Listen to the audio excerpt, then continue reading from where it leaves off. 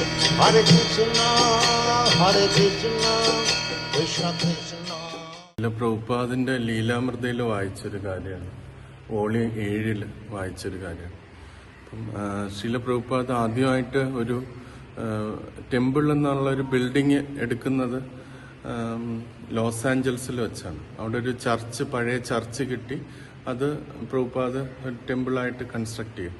അപ്പം ആദ്യമായിട്ടൊരു permanent place കിട്ടിയപ്പം Prabhupada അത് ഈ ഇസ്കോണിന്റെ എല്ലാ ഓരോ ഷെഡ്യൂൾസൊക്കെ അതിനകത്ത് ഇൻട്രൊഡ്യൂസ് ചെയ്യാനായിട്ട് തുടങ്ങി.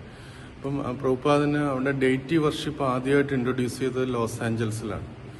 അപ്പം പ്രഭുപാദ് നോക്കുമ്പം ഡെയ്റ്റി വർഷിപ്പ് എന്ന് പറഞ്ഞാൽ ഭഗവാന് വസ്ത്രങ്ങൾ തുന്നണം, ഭഗവാന്റെ ആൾട്ടർ ക്ലീൻ ചെയ്യണം, അങ്ങനത്തെ എല്ലാ കാര്യങ്ങളും വരും. അപ്പം പിന്നെ ഭഗവാന് കുക്ക് ചെയ്യണം.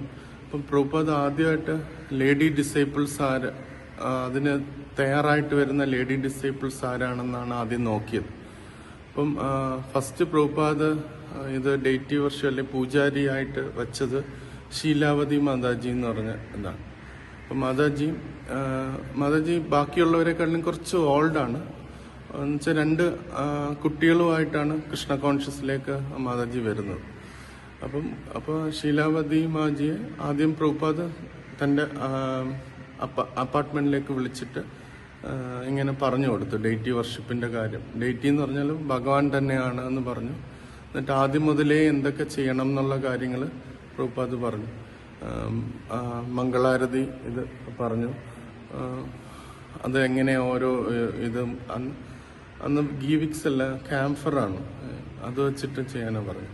അതിനു മുമ്പേ ഭഗവാനെ ഉണർത്തണം, മിൽക്ക് സ്വീറ്റ്സ് കൊടുക്കണം, അതിനുശേഷം മംഗളാരതി ഉണ്ട് എന്നുള്ള കാര്യം പറഞ്ഞു.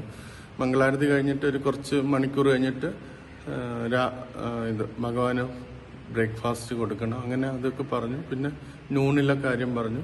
ഈവനിങ് 8 മണിക്ക് പറഞ്ഞു. പിന്നെ അത് കഴിഞ്ഞ് 9 മണിക്കും കൂടെ ലാസ്റ്റ് ഒരു ആരതി, അങ്ങനെ പറഞ്ഞു. അങ്ങനെ ടോട്ടൽ 6 ആരതിയെ കുറിച്ച് പറഞ്ഞു കൊടുത്തു ശീലാവതി മാജിക്ക്. അപ്പം എല്ലാം മാജി അതെല്ലാം കേട്ട് ഓക്കെ ആയിട്ട് പോയി. എന്നിട്ട് അടുത്ത ദിവസം അതിന് തയ്യാറായിട്ട് വരാൻ വേണ്ടി പോയി.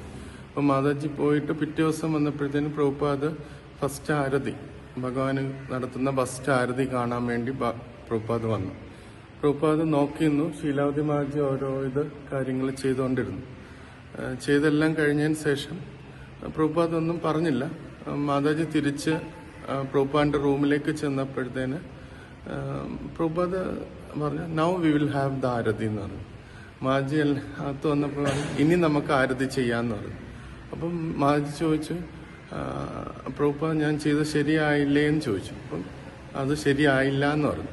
എന്നിട്ട് പ്രഭുപാദും ബാക്കി എല്ലാ ശിഷ്യന്മാരും കൂടെ പോയി അവിടെ ആൾട്ടാറിന്റെ മുമ്പ് ഇരുന്നിട്ട് പ്രഭുപാദ് ഓരോരോ സാധനങ്ങൾ ക്യാംഫർ വേണം, ഫ്രഷ് ഫ്ലവർ വേണം, ഇങ്ങനെ ഓരോരോ കാര്യങ്ങൾ പ്രഭുപാദ് പറഞ്ഞു. അപ്പോൾ എല്ലാ ഡിവോട്ടീസും ഇവിടുന്നായിട്ട് ഓരോരോ കാര്യങ്ങൾ കൊണ്ടുവന്നു.